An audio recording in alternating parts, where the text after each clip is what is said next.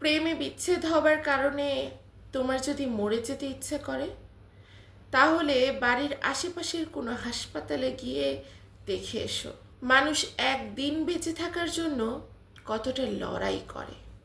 সামান্য অভাবে যদি তুমি দিশেহারা হয়ে পড়ো, তাহলে রাতের আধারে ঘুমিয়ে থাকা রাস্তার পাশের ওই মানুষগুলোকে একবার দেখে এসো, যাদের পেটে নেই ভাত, মাথার ওপর নেই ছাদ।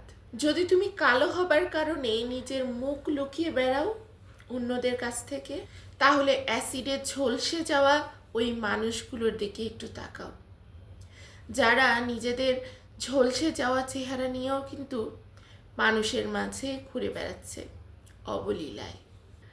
নারী বলতে যদি লোভী, ছলনাময়ী, ধোঁকাবাজ মনে হয়, তবে নিজের মায়ের দিকে তাকাও, যে তোমার বাবার অভাবের সংসারে না খেয়ে পড়ে আছে, তবুও ধনী কাউকে বিয়ে করার পথ সে বেছে নেয়নি।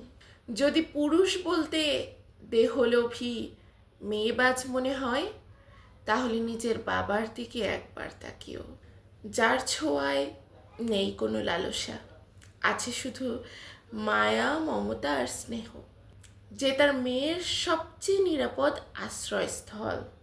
নিজের মধ্যে যদি কখনো অহংকার এসে পড়ে, তাহলে কোনো কবরস্থানে ঘুরে এসো, যেখানে তোমার থেকেও জ্ঞানী, সুন্দরী মানুষেরা মাটির নিচে শুয়ে আছে।